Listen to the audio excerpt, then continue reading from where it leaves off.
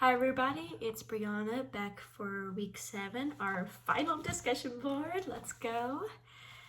Alright, for this week's reading, we covered Dennis C. Beck's The Paradox of the Method Actor, Rethinking the Stanislavski Legacy. In this reading, the author discusses the paradox actors face by performing emotional truth on stage, but also be able to do a repeatable, controlled performance. He also goes into depth of how Stanislavski's method has been simplified over the years, the realistic Russian techniques of acting corrupted by the ideas and theories of American acting teachers like Lee Strasberg, Stella Adler, and Sanford Meisner, amongst many others.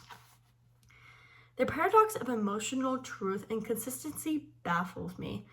After all, if an actor focused too much on raw emotions, as Strasberg encouraged with his method, the actor risks burning themselves out or having unpredictable performances. But if the actor only focuses on control and technique, as Stanislavski suggested to Adler later on in his career of theater, the actor loses the authenticity and emotion in their performance. In order for a performance to be well done, Beck suggests that actors try to find a way to balance the two, to be able to perform truthfully, but also have a repeatable process. While reading this chapter, I realized how often my theater students fall into one of these two categories. Some pushing themselves so hard for real performance, real emotion, that sometimes physically they can exhaust themselves, while others also get so focused on the technique, being so focused on, oh, let's do this, then we'll do this, then we'll do that. Their performance feels stiff and lacks true emotion. I hold a similar belief to Beck. It's not about choosing one method or the other. It's about finding a good balance between the two. If we're able to help our students find the middle ground of these strategies, I believe they'll be able to become much better actors on stage. For example, when a student gives a powerful but inconsistent performance, I now understand it's a sign that they are relying too much on raw emotion. I can help the student by guiding them to build stronger techniques and practice them so that the student may learn how to repeat their authentic work without exhausting themselves, which is most important. On the other hand, if a student has a perfect technique but lacks emotion, I would encourage them to reconnect with truthful impulses and imaginative circumstances to help them be more real in their performance. This chapter helped me see that developing both sides, not just choosing one over the other, but ultimately lead to creating healthier and more reliable actors.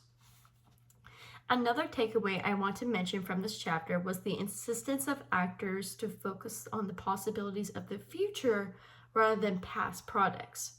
In other words, to focus on what could happen rather than on the events that have already happened in the play. This really stood out to me because I've always been told to understand a character, you had to use the character's past and prior scenes as research to know your character. And although I do agree that that is very useful for a character study, the idea of focusing on the character's future rather than their past intrigues me. After all, the character doesn't know what's going to happen next in the script. To them, the possibilities are endless. Even though the actor has read the script, they know what's going to happen next. Even though the actor has read the script, they know what's going to happen next. The character doesn't. The character doesn't know what's going to happen next in Macbeth. They don't know what's going to happen next in Romeo and Juliet. They are living their life as they go. As teachers, we should help our students embrace the character's possibilities, to see the excitement or dread that is yet to come in this character's life.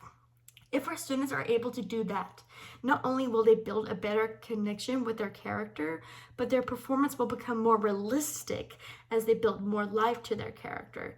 Students have to feel the character's emotions to make their emotions their own. An actor cannot focus on Juliet's inevitable death and Romeo and Juliet when the character is still getting excited about, oh my gosh, I'm gonna go get married to Romeo. Like, she has to focus on that moment, on that emotion.